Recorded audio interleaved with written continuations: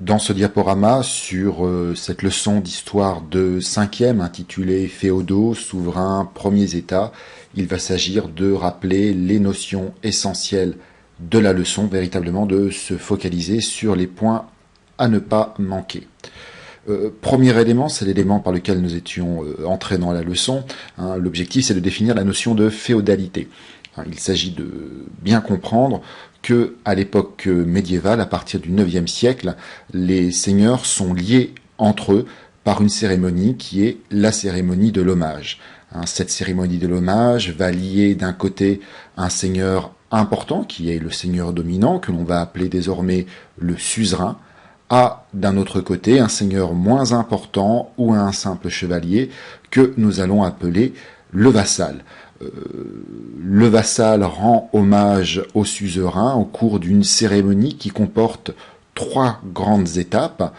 Première étape, le vassal met ses mains dans celles du suzerain. C'est l'étape qui est figurée sur cette miniature médiévale que nous avons à l'écran. Le suzerain demande à ce moment-là au seigneur de devenir son vassal. Deuxième étape, le vassal jure fidélité. Et troisième étape, le suzerain va relever son vassal pour établir un lien d'égalité. Il s'agit d'une relation d'homme à homme.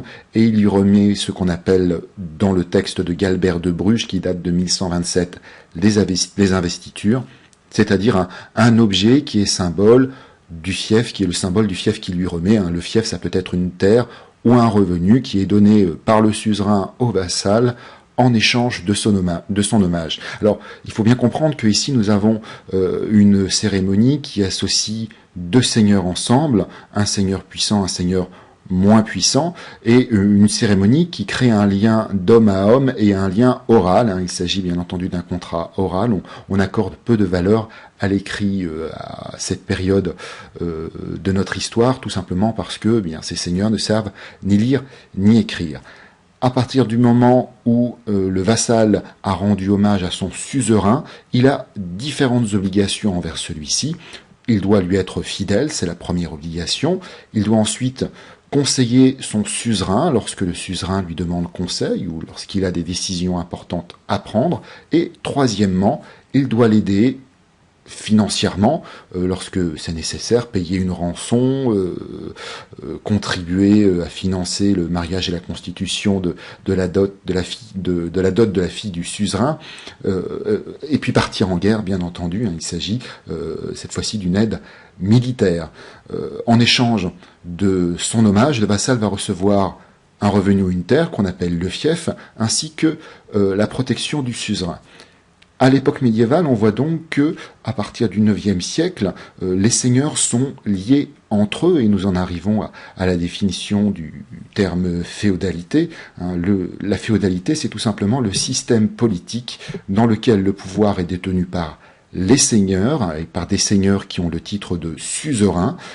Ces seigneurs sont liés à d'autres seigneurs moins importants, les vassaux qui leur ont rendu hommage.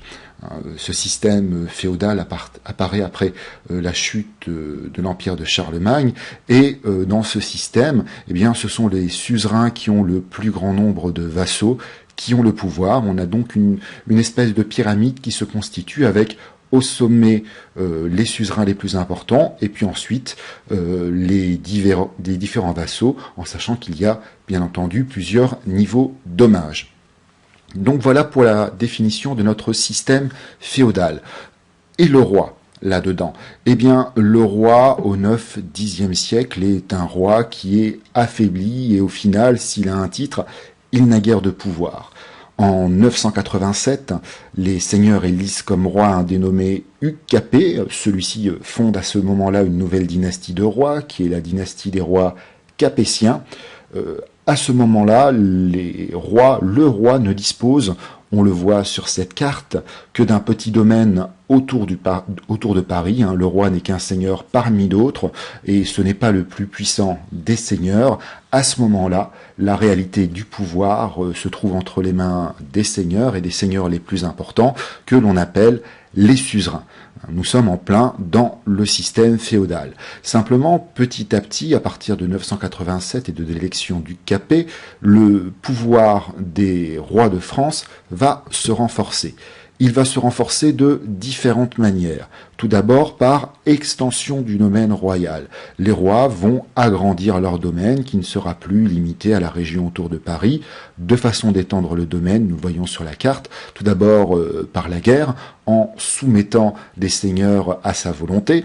C'est l'annexion de la Picardie, de la Guyenne, du Languedoc, ou alors par mariage, il s'agit de se marier à une riche héritière, comme pour l'obtention de la Champagne.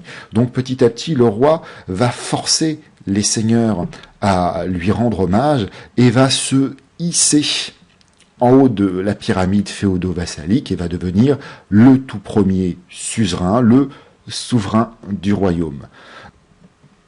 Afin d'imposer son autorité, le roi va se doter d'une armée permanente. Il va être le seul seigneur à disposer d'une armée permanente et non pas d'une armée composée de vassaux que l'on lève temporairement. Et cette armée permanente va être financée par des impôts permanents, la taille royale comme impôt direct et puis la gabelle qui est un impôt sur le sel comme impôt indirect.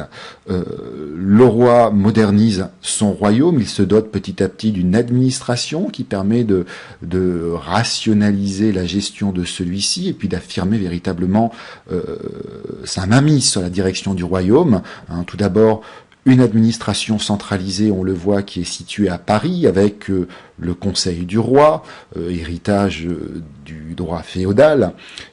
Ensuite, le Parlement, qui va s'occuper de la justice, et la Chambre des comptes, pour ce qui est de la gestion des finances. Le royaume est géré de Paris, les décisions sont prises à Paris. D'ailleurs, la Cour de France va se fixer dans la capitale, mais au niveau des différentes provinces, dans les différentes régions, l'autorité du roi est relayée par des fonctionnaires, soit les baillis dans le nord, soit les sénéchaux dans le sud. Donc, un pouvoir du roi qui se renforce, un domaine royal qui s'étend, une autorité qui s'organise, et puis un pouvoir du roi qui devient véritablement incontestable, puisque le roi obtient son pouvoir au terme d'une cérémonie, le sacre, qui a lieu dans la cathédrale de Reims. C'est le moment où Dieu investit le roi de son pouvoir. Louis XIV dira un peu plus tard qu'il fait du roi le lieutenant de Dieu sur terre. Donc, nous voyons un système féodal au départ qui donne le pouvoir au seigneur, au suzerain, et puis un roi qui petit à petit se joue de ce système et affirme son importance pour se glisser tout en haut de la pyramide féodo-vassalique et affirmer son pouvoir sur l'État.